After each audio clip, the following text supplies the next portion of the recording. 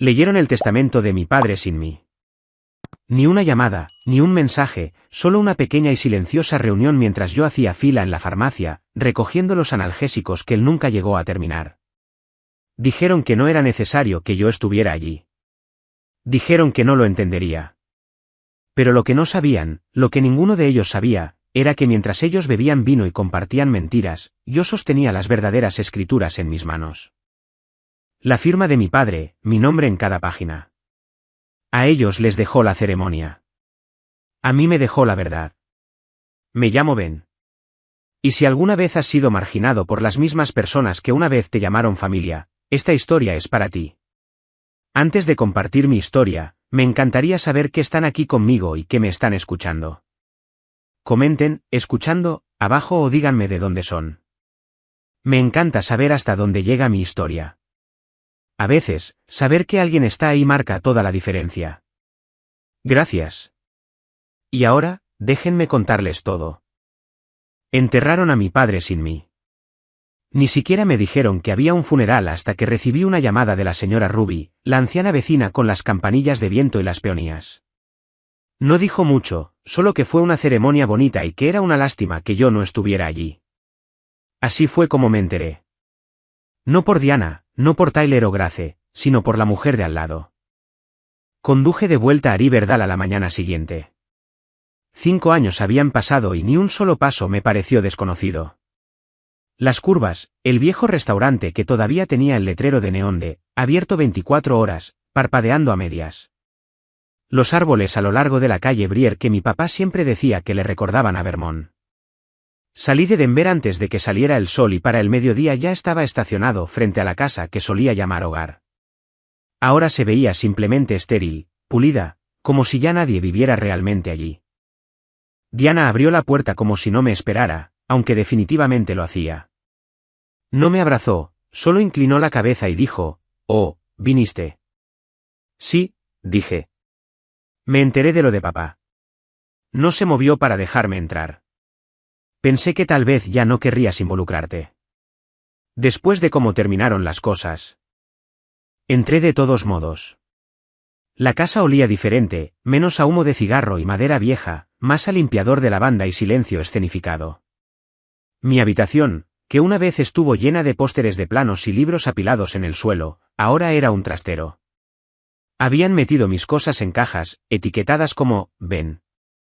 Me dijeron que podía dormir en la habitación de invitados, es decir, el sofá de la sala, técnicamente. Esa noche me senté en el porche, en el mismo lugar donde papá solía sentarse después de la cena, fumando un cigarro y garabateando notas en un diario maltrecho. Intenté recordar lo último que me dijo. No fue amable, pero fue honesto. Habíamos discutido sobre el proyecto de la Ribera. Él quería parques comunitarios, viviendas transitables, diseño sostenible.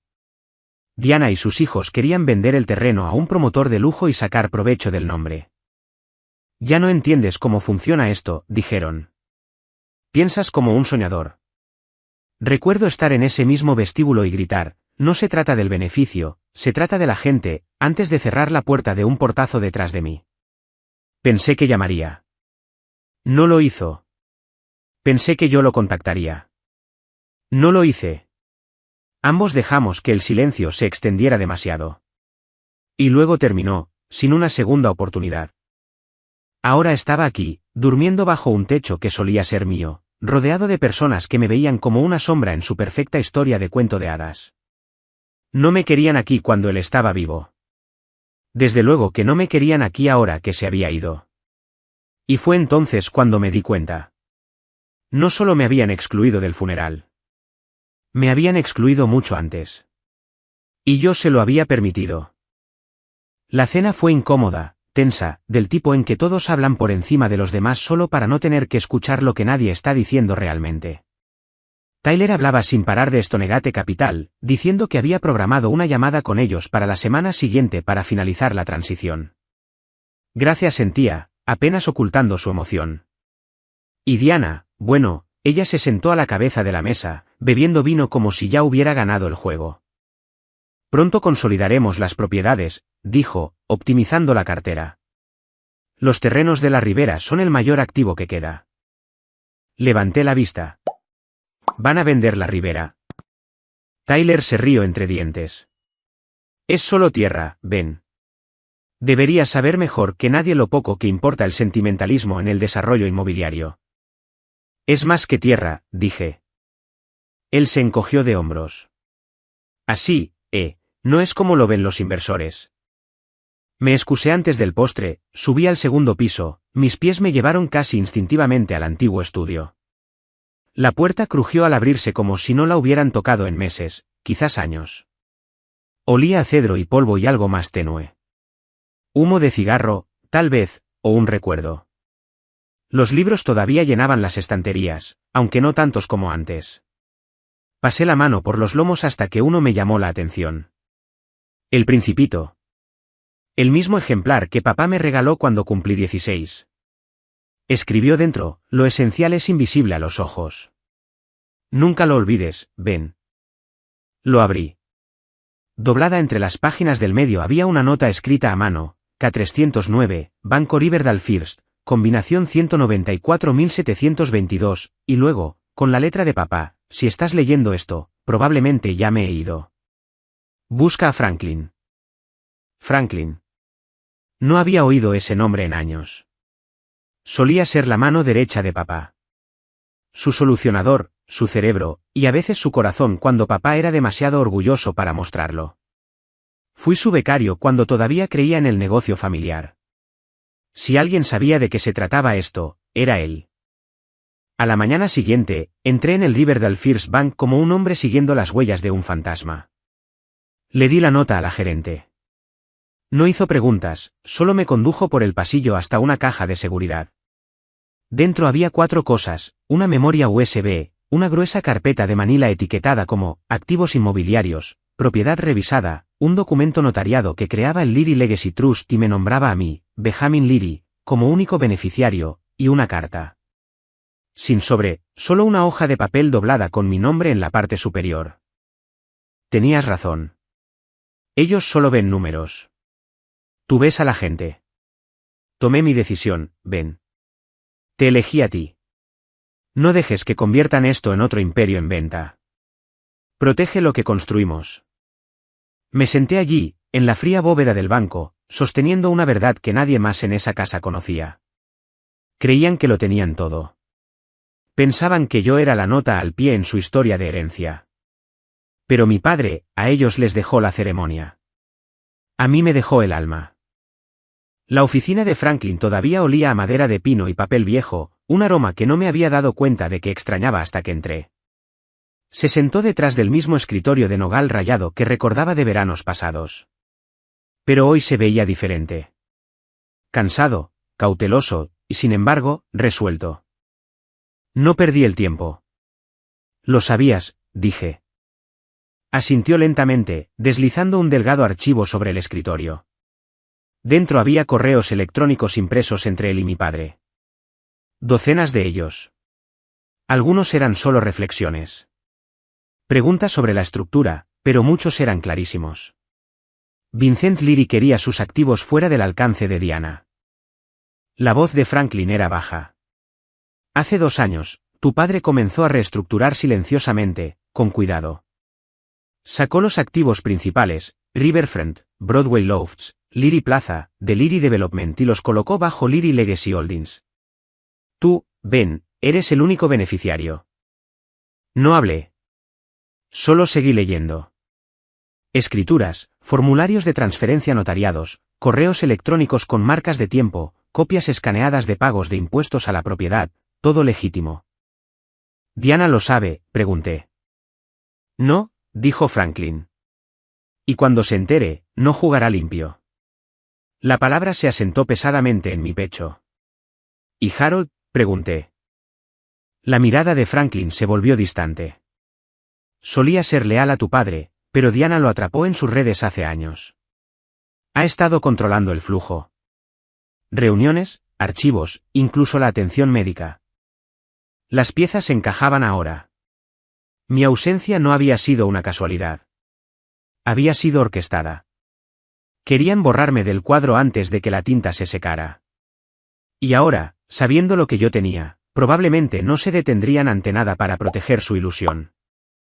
Hay algo más, agregó Franklin, con la voz tensa. Ya han redactado un acuerdo de venta con Stonegate Capital. Riverfront está sobre la mesa. La firma está programada para el día después de la lectura del testamento. Sentí un lento ardor encenderse en mi estómago. Se suponía que esa tierra debía ser protegida. El sueño de mi padre de construir viviendas asequibles con parques, escuelas, verdaderas raíces comunitarias. Stonegate quiere condominios de lujo, continuó Franklin. Acceso a muelle privado, sin infraestructura pública, sin memoria de lo que se suponía que debía ser. Asentí. Entonces supongo que, después de todo, me presentaré en esa lectura del testamento. Pero mientras recogía los archivos, Franklin hizo una pausa. Hay más. Señaló una carpeta diferente, una que no había notado antes. Dentro había escaneos de documentos más antiguos, de 2019 y 2020. Entre ellos, un poder notarial notariado con la firma de mi padre y la de Tyler. Mira esta fecha, dijo Franklin. Tu padre se estaba recuperando de una cirugía esa semana, sedado, apenas consciente. Me golpeó como una bofetada. Tyler había falsificado documentos legalmente vinculantes. Si probamos esto, dijo Franklin, se enfrenta a fraude, posiblemente a cargos criminales. Salí a la fría noche, con la cabeza dando vueltas. Pensaban que yo estaba fuera de escena, pero estaba muy vivo. Y ahora tenía la documentación para demostrarlo. Pensaban que había vuelto por venganza. Estaban equivocados. Había vuelto para restaurar lo que era mío. El vestíbulo del bufete de abogados de Harold Stevenson era silencioso, casi estéril. Entré directamente, vistiendo el traje azul marino oscuro que mi padre me compró cuando me presenté por primera vez ante el Concejo Municipal en Portland. Todavía me quedaba, apenas. Los ojos de la recepcionista se abrieron de par en par cuando dije mi nombre. No me informaron que asistiría, tartamudeó. Ya somos dos, respondí. Harold salió momentos después, con el rostro congelado a media sonrisa cuando me vio. Ven, dijo con cuidado. No te esperaba. Estoy aquí, dije con calma. Y tengo todo el derecho de estarlo. Sus ojos se desviaron hacia la carpeta en mi mano. No hay necesidad de hacer una escena, murmuró. No hay ninguna escena, respondí. Solo está la verdad. Dentro, la sala de conferencias bullía de suaves conversaciones. Diana con un traje pálido, Tyler holgazaneando como si fuera el dueño del lugar. Rachel revisando su teléfono. Algunos miembros de la familia extendida levantaron la vista, confundidos, cuando entré. La expresión de Diana se agrió al instante. Vaya, miren quién finalmente decidió aparecer. Qué curioso, dije. Pensé que esta era una lectura familiar. Harold se aclaró la garganta, señalando hacia las sillas. Comencemos. Pero antes de que pudiera alcanzar la pila de documentos, Diana metió la mano en su bolso y sacó una carpeta brillante. Ha habido un anexo reciente, dijo, con la voz dulce como el veneno. Vincent lo firmó el año pasado. Aclara la sucesión. Tyler hereda Leary Development en su totalidad. Harold vaciló. Vi su mandíbula tensarse, pero asintió. Sí, tengo esto en mis archivos. No dije nada. Simplemente saqué mi computadora portátil de mi bolso y le di al play. La voz de mi padre llenó la habitación.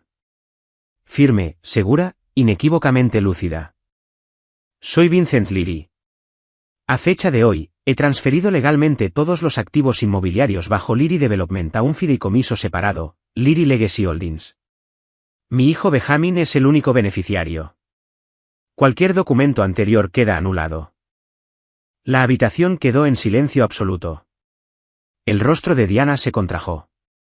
Tyler se enderezó de un salto. Harold respiró hondo. Dado este vídeo y los documentos legales presentados, debemos proceder con la versión autenticada. Sacó un juego diferente de papeles, sellados y verificados por el Tribunal de Sucesiones. Benjamin Leary es reconocido como la parte controladora de Leary Development y sus participaciones asociadas. Nadie se movió. Nadie habló. Me puse de pie, colocando una segunda carpeta frente a Diana. Estas son las escrituras de propiedad. Firmadas, notariadas y registradas. La tierra que intentaron vender no es suya para venderla. Ella se abalanzó hacia adelante, golpeando la mesa con la mano. Esto es una farsa.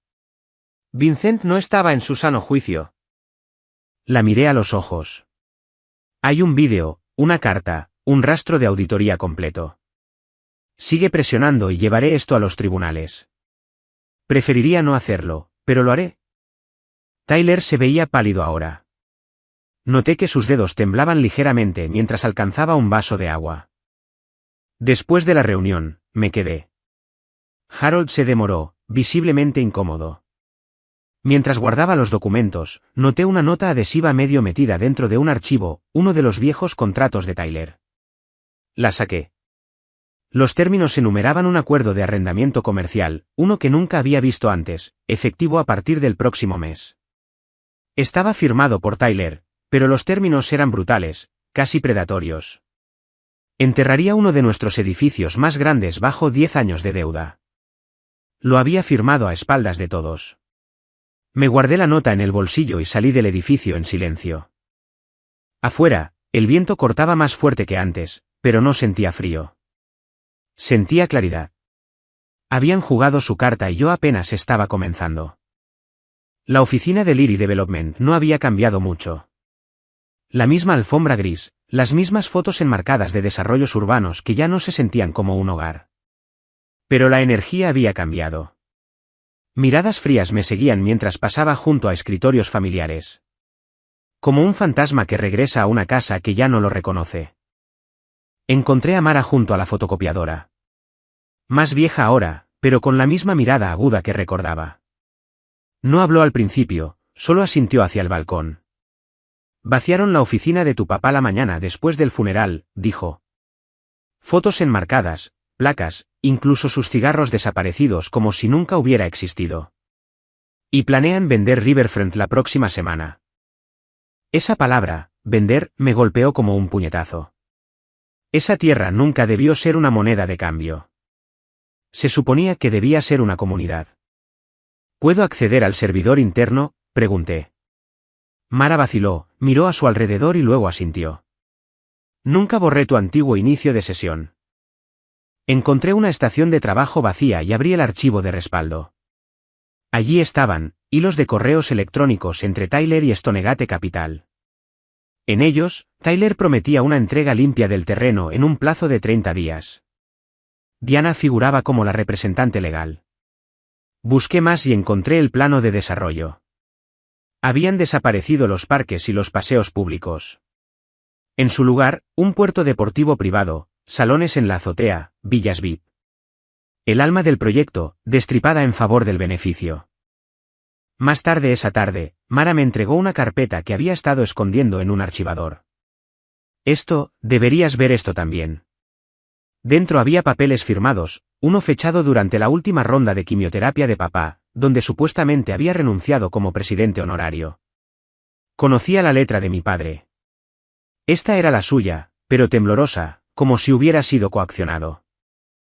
Me lo dijo, susurró Mara. Sabía que estaban presionando, pero dijo una cosa una y otra vez. Ben volverá. Dile que no les tenga miedo. Escaneé y reenvié todo a mi abogado en Denver. Necesitaba un plan, uno que tuviera en cuenta cada contraataque. Esa noche, me reuní con Rachel en el viejo café cerca de la calle principal.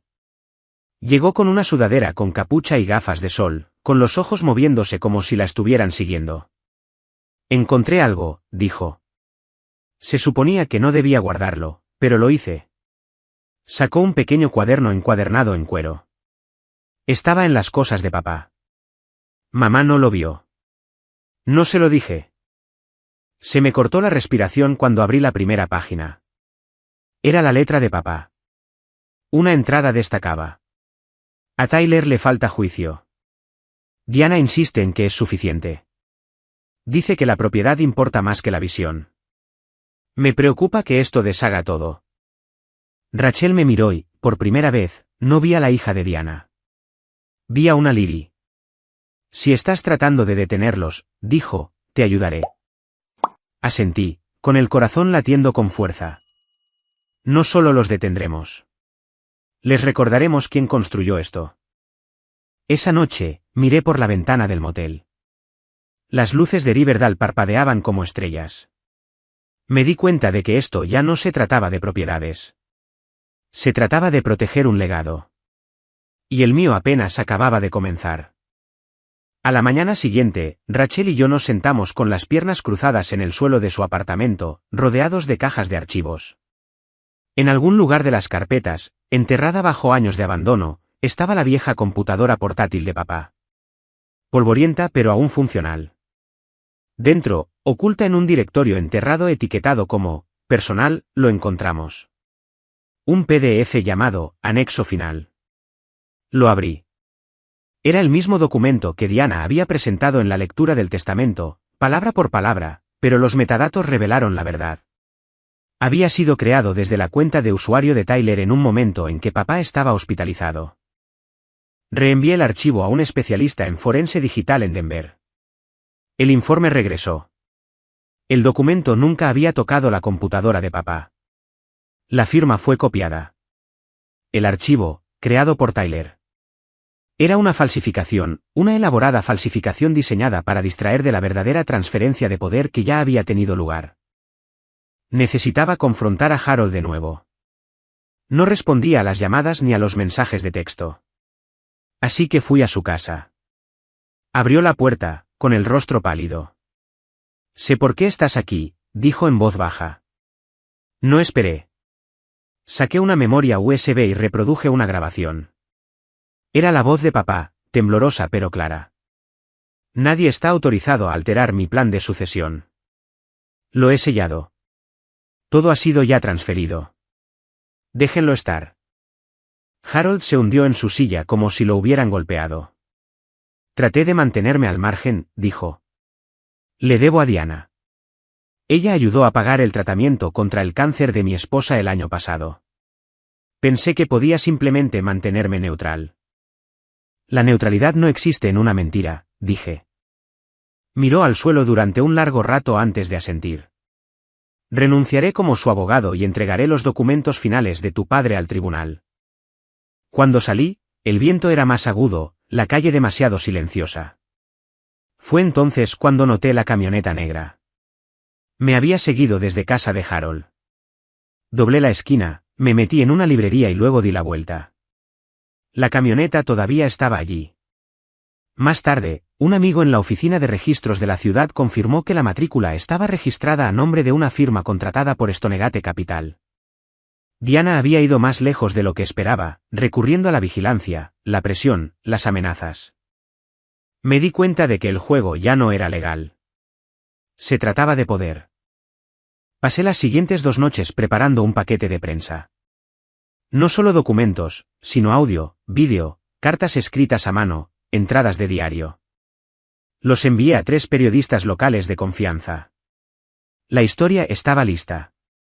Un hijo afligido descubriendo un complot para borrar el legado de su padre. En el momento en que se emitió, apareció la primera grieta en su muro. Ya no luchaba por una empresa. Luchaba por un hombre que creía en la comunidad, por un nombre que intentaron enterrar, por valores que llamaron anticuados. Pero más que nada, luchaba por demostrar que el silencio no es lealtad y que algunos legados se niegan a morir. Era casi medianoche cuando Rachel envió la copia escaneada a mi bandeja de entrada. Asunto, tienes que ver esto. La abrí en la cama, la habitación apenas iluminada por una sola lámpara. El documento era un acuerdo de compra finalizado entre Diana y Stonegate Capital. Pero algo estaba mal. Ella había firmado el acuerdo, no como representante de Leary Development, sino como particular. Ese único detalle lo cambió todo. Saqué los viejos archivos de papá de la caja de almacenamiento debajo de mi cama del motel, hojeando los contratos y estatutos que dejó. En el acuerdo de fundación, había una cláusula. Ninguna propiedad con uso comunitario designado puede ser vendida o transferida sin el consenso total de todos los miembros ejecutivos. Y yo, Benjamin Leary, todavía figuraba como accionista mayoritario y fideicomisario legal. No tenían nada. Hice algunas llamadas, reservé un asiento en la reunión privada que Stonegate organizaba a la mañana siguiente en la Alianza Empresarial de Riverdale. Llegué 10 minutos antes, observé a través del vidrio esmerilado cómo Diana presentaba con confianza el futuro de Riverfront, señalando representaciones de resorts, restaurantes de alta gama, helipuertos. Esperé hasta que el proyector se atenuó y luego entré por la puerta con mi portafolio. La sala se congeló. Soy Benjamin Leary, dije, con la voz firme. Y todo este proyecto es ilegal. Puse los documentos sobre la mesa. El contrato original de papá, mi control legal sobre Leary Legacy Holdings y la prueba de mi negativa a firmar cualquier consentimiento para esta venta.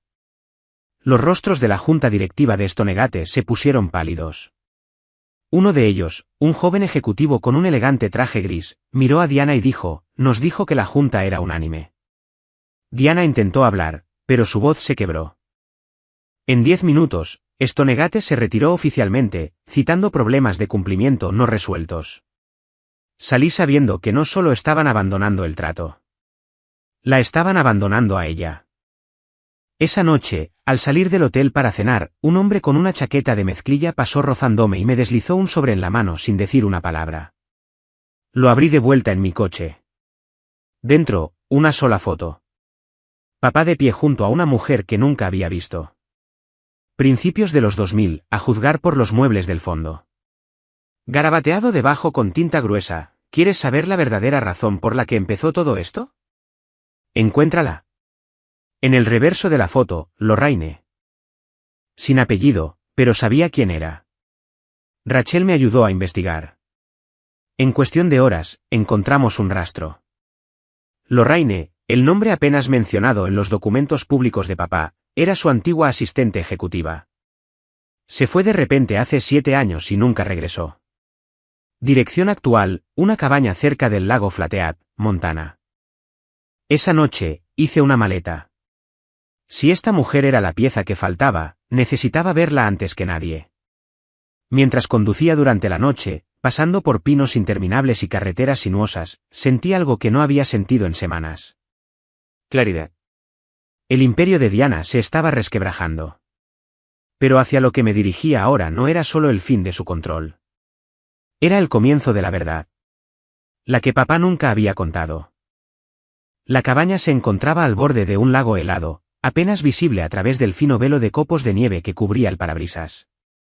Estacioné el coche de alquiler en el camino de grava y me acerqué lentamente, aferrando el cuaderno que había traído desde Riverdale.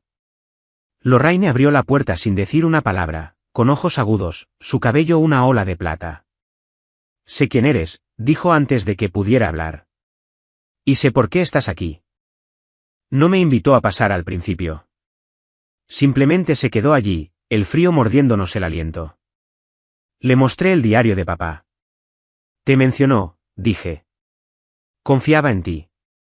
Yo también. Sus hombros se relajaron. Entra, dijo. Hablemos. El interior era modesto, vivido, cálido. Nos sentamos junto a un fuego que ella avivaba con troncos de pino. Durante horas, me lo contó todo. Cómo ella y mi padre se habían enamorado discretamente después de su separación de mi madre. Cómo ella le había ayudado a reconstruir la columna vertebral ética de la empresa después de una crisis a principios de los 2000. Cómo casi se casaron hasta que su diagnóstico cardíaco lo cambió todo. No podía ser una carga para él, dijo, con los ojos húmedos. Así que me fui. Sin despedida. Simplemente desaparecí. Pensé que era piedad, pero resultó ser cobardía. Cuando papá conoció a Diana, Lorraine dijo que él todavía estaba destrozado. Sabía que ella no eras tú, dije, pero él estaba cansado y ella era persistente. Lorraine asintió. Nunca confió en ella, pero para entonces ya se había posicionado demasiado bien. Luego abrió un cajón y me entregó un sobre grueso. Tu padre me pidió que guardara esto. Dijo, si Ben te encuentra, es que está listo. Dentro había un manuscrito, escrito a mano, cuidadoso, y titulado, Leary, del legado a la responsabilidad. Era en parte memoria, en parte autopsia, un análisis profundo de cómo la ambición sin moralidad corroe a una familia desde dentro. Pasé a la última página. Allí, con tinta azul inclinada, había una línea. Si Ben encuentra esto, no dejes que luche desde la ira. Déjalo liderar desde lo que perdimos. ¿La integridad? Se me hizo un nudo en la garganta. Miré a Lorraine. Sabía que vendría. Siempre creyó que lo harías, dijo. Por eso nunca envió esto, agregó, entregándome un sobresellado. En él, para Ben, ábrelo cuando ya no estés enojado. Salí a la nieve y lo abrí con los dedos entumecidos. La carta era corta. Sabía que un día volverías a casa, no para arreglar lo que estaba roto, sino para honrar lo que era bueno. Eso es todo lo que siempre quise. Si recuerdas por qué empezamos, no pueden quitarte nada. En realidad, no. Esa noche, no me sentí victorioso. Sentí paz. La guerra de mi padre no era contra Diana o Tyler o incluso Stonegate. Era contra la erosión del propósito. Tenía las herramientas ahora, los documentos, la verdad, el poder. Pero la pregunta resonaba más fuerte que nunca. ¿Qué construiría con ello? No una fortaleza, no una lucha, un legado, tal como él lo había querido. El viaje de regreso desde Montana fue silencioso, largo y aleccionador. Llevaba la carta manuscrita de papá metida en el bolsillo interior de mi abrigo, como una brújula que apuntaba a algo más profundo que la venganza, algo arraigado en el honor. El sobre de Lorraine era más pesado de lo que parecía. Dentro había un informe, pero no un simple memorando corporativo. Era un manifiesto, una auditoría moral lúcida del Leary Development, que catalogaba no solo números, sino elecciones, fracasos, ambiciones que perdieron el rumbo y un plan de lo que podría redimirse. No quería quedarme con esa verdad por más tiempo. Quería que el mundo la viera en el lugar exacto donde todo comenzó. El salón comunitario de Riverdale, el mismo edificio donde papá había dado su primer discurso público sobre la construcción de hogares, no solo casas. Moví algunos hilos, alquilé el lugar, invité a la prensa, a antiguos alumnos, a viejos inversores y, como era de esperar, Diana y Tyler también aparecieron. No por curiosidad o vergüenza, sino por control de daños. La sala estaba llena de caras conocidas. Caras que no había visto desde que me marché esa noche lluviosa hace años. Cuando pensé que había terminado con todo esto. Pero esta vez, no estaba aquí para suplicar. Me paré bajo las cálidas luces, los miré a todos a los ojos y empecé desde el principio. Lo expuse todo. El anexo falso del testamento, la manipulación de las comunicaciones internas, el turbio contrato con Stonegate, el intento de borrar no solo los límites de la propiedad, sino la misma intención que los construyó. No acusé. Simplemente dije la verdad. Mostré las viejas imágenes de papá, frágil pero lúcido, diciendo, si Ben encuentra esto, sé que continuará, no con ira, sino con decencia. Entonces sucedió algo que no había planeado. Harold entró. Estaba pálido, más viejo de lo que recordaba. Se acercó, se detuvo frente al micrófono y dijo con una claridad temblorosa, le fallé a mi amigo. Dejé que la lealtad a la comodidad superara la lealtad a la verdad. Luego sacó un documento. Esta, dijo, es la revocación final legalmente notariada de todos los testamentos anteriores de Vincent Leary. Y esta, levantó una pequeña memoria, es una grabación privada que me pidió que guardara por si alguien lo cuestionaba. La pantalla se iluminó. La voz de papá llenó la habitación, tranquila, segura. Si Ben encuentra esto, quiero que termine lo que yo no pude, con amabilidad, con claridad, sin deseo de castigar, solo de proteger. La sala se quedó en silencio. Sin aplausos, sin murmullos, solo esa clase de quietud que solo llega cuando la gente se da cuenta de que ha estado mirando en la dirección equivocada durante demasiado tiempo. Diana se fue sin decir una palabra. Sus tacones resonaron suavemente contra el suelo, como el sonido de algo que se rompe pero se niega a hacerse añicos en voz alta. Tyler me miró a los ojos. Por un segundo, pensé que se acercaría. En cambio, se dio la vuelta y la siguió. Cuando la sala se vació, me quedé. Miré la vieja foto en blanco y negro que todavía colgaba en la pared trasera del salón. Papá en la mesa de dibujo, con las mangas remangadas, los ojos fijos en un plano que nadie más podía ver. Me acerqué y, por un momento, pude sentirlo de nuevo. No en el aire, sino en el peso que se había levantado de mi pecho. Había planeado este traspaso, no de activos, sino de creencias, y yo finalmente lo había recibido. 30 días después, Lyri Development ya no era una empresa privada. Presenté los documentos finales, convirtiendo sus activos principales en un fideicomiso comunitario, una entidad pública construida para preservar viviendas asequibles, centros culturales y espacios verdes. El mismo sueño sobre el que mi padre había escrito. Rachel, para su crédito, asumió el papel de administradora con una gracia notable.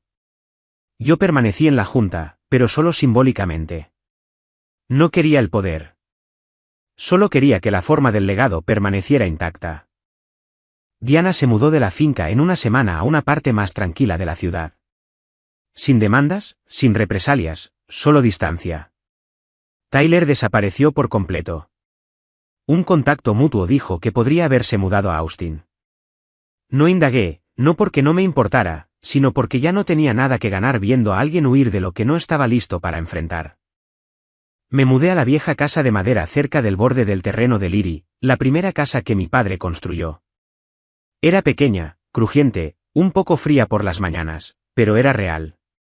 Cada mañana, me sentaba en el porche con una taza de café negro y dejaba que el sol me diera en la cara a través del cristal agrietado de la ventana. La misma luz que papá solía observar en silencio sin pedirle nada. No necesitaba venganza. Ya ni siquiera necesitaba validación. Solo paz. Y la tranquila seguridad de que en algún lugar, de alguna manera que nunca entenderé del todo, él vio todo esto desarrollarse. Me vio regresar. Me vio elegir el camino más difícil, el que no tiene aplausos, ni titulares, ni un marcador. Entonces, una mañana, un pequeño paquete marrón llegó a la puerta principal. Sin remitente, sin sellos, solo mi nombre en tinta negra. Dentro había una copia de bolsillo gastada de Un padre a través de los ojos de un hijo. Había una barra roja dibujada en la primera página, pero debajo, una línea escrita a mano. Puede que no me recuerdes, pero yo recuerdo lo que hiciste. Gracias, T. No sonreí. No lloré. Simplemente cerré el libro, lo coloqué junto a los demás en la estantería que papá una vez construyó y me senté de nuevo en el porche. A veces la gente cambia. No cuando lo esperas, no de la manera que necesitas, sino de la manera que pueden. Esa mañana, el sol entró por la ventana tal como lo había hecho todos los días. Ni más brillante, ni más tenue, pero de alguna manera más completo. No necesitaba mantener vivo a mi padre. Solo necesitaba mantener vivo aquello en lo que él creía. Y si hacía eso, si simplemente vivía de esa manera, tal vez eso era suficiente. Tal vez eso es lo que realmente significa el legado.